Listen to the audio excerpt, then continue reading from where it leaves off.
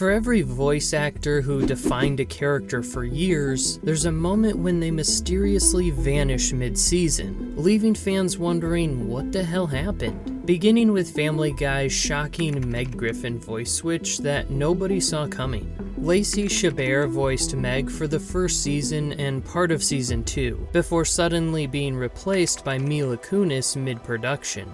The transition was so abrupt that some episodes aired with both actresses' voices, creating a jarring experience for viewers. Ryan, have you lost weight? You gotta tell me your secret. Mrs. Parkhurst, I'm Meg, your new student volunteer. Oh, you must be my new student volunteer. Seth MacFarlane later revealed that Chabert had simply wanted to pursue other projects, but the timing created chaos. Fans noticed immediately.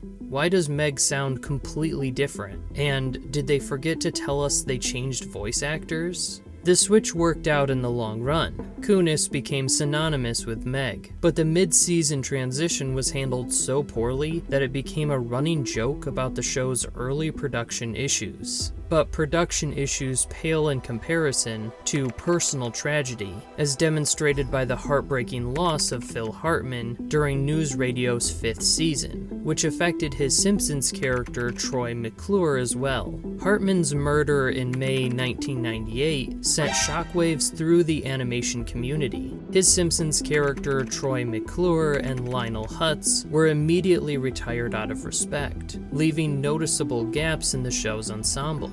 The Simpsons creators made the difficult decision to never recast these roles, leaving storylines unfinished, and Troy McClure's final appearance feeling eerily poetic. Fans mourned not just the actor, but the characters. Troy McClure dying with Phil Hartman feels right, but it still hurts. Hartman's loss showed how deeply voice actors become connected to their animated counterparts, making their absence feel like losing the character forever. However, losing a character forever wasn't the plan when Maggie Roswell suddenly left The Simpsons in 1999 over a pay dispute, taking Maude Flanders, Helen Lovejoy, and Miss Hoover with her. Roswell lived in Denver and was flying to Los Angeles for recording sessions, asking Fox to cover her travel expenses. When they refused, she quit mid-season, leaving several major female characters without voices. The show's solution was drastic. They killed off Maude Flanders in a shocking moment that nobody expected. A bobby pin! Maude? Oh my lord, she's dead! Other characters were temporarily recast or written out of episodes entirely. Fans were blindsided. They killed Maude over a pay dispute? That's the most Simpsons thing ever. And losing Maggie Roswell hurt the show more than anyone realized at the time. Roswell eventually returned in 2002, but Maude stayed dead, proving that voice actor departures can have permanent consequences for beloved characters. Permanent consequences were exactly what Rick and Morty faced when Justin Roiland was suddenly removed from the show in January 2023, right in the middle of production for future seasons. Roiland's departure due to domestic violence charges left the show's two main characters without their original voice. The situation was unprecedented. How do you continue Rick and Morty without the person who literally created their voices? The show's solution was to find sounds-alike actors and never officially announce who replaced Roiland. When Season 7 premiered, fans immediately began trying to identify the new voices. The new Rick sounds close, but something's definitely different. Squid aliens just killed the decoy family. Oh, shit. Looks like someone killed the decoy family. Hey look, Morty! I'm a leg! A leg, Morty! The transition was handled much more smoothly than expected, but longtime fans could hear the difference, creating an ongoing debate about whether the characters sound the same, or if we're all just getting used to the change. Getting used to change is something fans never had to do with Mike Henry's Cleveland Brown, because his departure from Family Guy was announced and handled with plenty of advance notice. Except when it wasn't. Henry announced in June 2020 that he would step down from voicing Cleveland, acknowledging that the role should go to a black actor. However, the transition timing created some awkward moments in episodes already recorded. Some episodes featured Henry's Cleveland, while others had the new voice actor Arif Zahir, creating inconsistency within the same season. My mustache must have provided a natural filter. Griffin, I'll find you guilty, and I'll sentence you to pay your roommate back for his dog. Fans supported the change but noticed the production hiccups. The voice change is great, but the editing makes it obvious when they switched. The Cleveland situation highlighted how modern animation production schedules can make even planned voice actor changes feel sudden and jarring to viewers. But jarring transitions were nothing compared to the chaos surrounding Roseanne Barr's firing from her own show's reboot. Though that was live action, let's talk about something that actually affected animation. The ongoing voice actor changes on South Park when various celebrities refused to return for their reoccurring characters. Isaac Hayes' departure as Chef in 2006 was the most dramatic mid-series voice actor exit South Park ever experienced. Hayes quit, citing the show's treatment of Scientology, his religion, creating an immediate problem for the creators. Trey Parker and Matt Stone's solution was brutal. They killed Chef off in the most shocking way possible, using existing Hayes audio clips to create his final appearance. The episode, The Return of Chef, was both a tribute and revenge. Oh, damn it!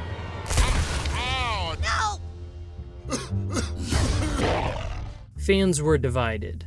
They did Chef dirty, but I understand why they were angry. And Isaac Hayes leaving over Scientology jokes, but staying for everything else they mocked, is peak hypocrisy. The Chef situation became a template for how South Park handles voice actor departures, with dark humor and permanent consequences. Real mid-season voice actor disappearance that shocked fans was on Avatar: The Last Airbender, when Mako Iwamatsu passed away during production of Season 3. Mako had been voicing Iroh since the beginning, bringing warmth and wisdom to Zuko's uncle. His death in July 2006 came while Season 3 was still in production, forcing the creators to make difficult decisions about the character's future. The show handled the transition with incredible respect, bringing in Greg Baldwin to complete Iroh's remaining scenes. The final episode dedicated to Mako felt like a genuine tribute rather than just a production necessity. Happy birthday, my son.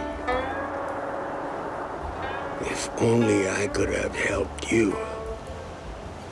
Leaves from the vine. Fans appreciated the respectful handling. You can tell they loved Mako as much as we loved Iroh. And Greg Baldwin did an amazing job honoring Mako's performance while making the character his own. Avatar proved that voice actor changes due to tragedy can be handled with dignity and respect for both the actor and the fans. Actually, let's talk about a more concrete example: the voice actor changes on Futurama between its original run and revival seasons, where several voice actors had to move on to other projects. When Futurama returned in 2008 after cancellation, most of the main cast returned, but some supporting characters had to be recast. The transitions were generally smooth, but longtime fans noticed the difference. The show's creators prioritized getting the main cast back over maintaining every supporting voice, leading to some jarring moments when familiar characters sounded different.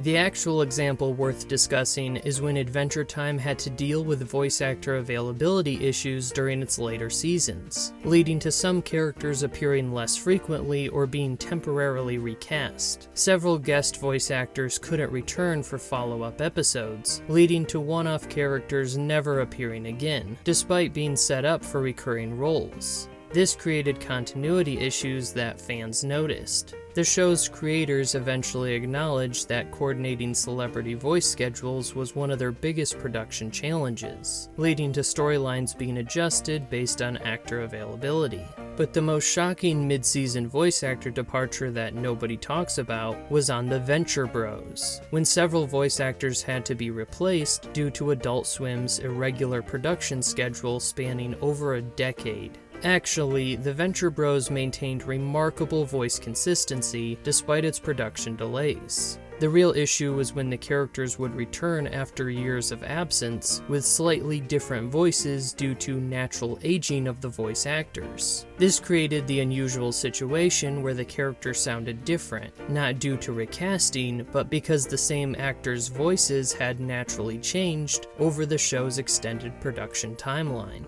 The phenomenon highlighted how long-running animated series face unique challenges that live-action shows don't. Voice actors aging while their characters remain the same.